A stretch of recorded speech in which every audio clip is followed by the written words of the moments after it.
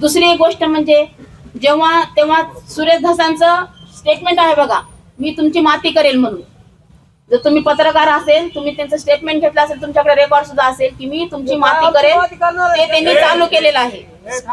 तिसरी गोष्ट म्हणजे जेव्हा इलेक्शन झालं तेव्हा बजरंग सोनवणेनी माझ्या मिस्टरांना जीवे मारण्याची धमकी दिलेली होती. आणि ती धमकी दिलेली असताना सुद्धा माझे मिस्टर त्यांना बोलले, जाऊ दे, झाल्या बोलल्या गोष्टी झाल्या, इलेक्शन मध्ये काही गोष्टी होत असतात. ही एक धमकी दिलेली गोष्ट, ही एक गोष्ट. तिसरी गोष्ट म्हणजे, आणि जेव्हा दमालियानी जेव्हा SIT चे फोटो सादर केले की माझ्या मिस्टरांसोबत की हे ह्यांचे संबंधी आहेत, नातेवाईक आहेत, ह्या लोकांना SIT मधून काढलं जावं. आणि आता तुम्हीच सांगा की काय प्रकार केला जाते. आता जी SIT चे जे तेली आहेत ते एक प्रकारचे आष्टीचे जावईच आहेत. ज्या आष्टीच्या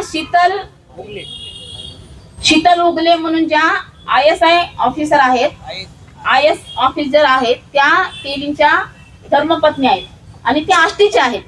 म्हणजे ह्यांनी जावाईच आणून बसवलेला आहे SITच्या अधिकारामध्ये.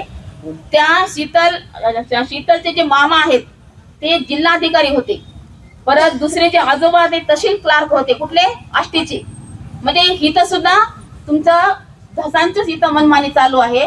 धसांनी आपल्या सोयीनुसार इथं त्यांचे माणसं आणून बसवलेले आहेत आणि एक राजकीय फक्त आमची म्हणजे वंजारी समाजाची माती करायची.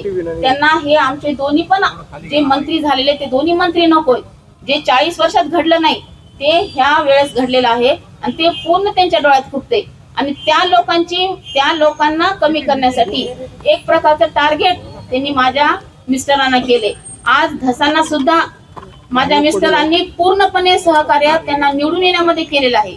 बजरंग सोनवणेंना सुद्धा पूर्णपणे मतदान निवडून येण्यासाठी सहाय्य केलेलं आहे.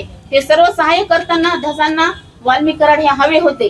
पण आता जेव्हा ते निवडून आल्याच्या नंतर त्यांची काही गोष्टी होत्या की त्यांना सुरेश धसांना त्यांच्या काही इच्छा होत्या, त्यांच्या ज्या काही इच्छा होत्या की मंत्री होण्याच्या किंवा तुमचं काही पालकमंत्री वगैरे होण्याच्या ज्या काही इच्छा होत्या त्या त्यांच्या पूर्ण झाल्या नाहीत. आणि त्यांनी टार्गेट आपल्या 2 मंत्र्यांना करण्यासाठी, त्यांनी त्या 2 मंत्र्यांना संपवण्यासाठी अगोदर वाल्मिक अण्णांना संपवणं गरजेचं आहे.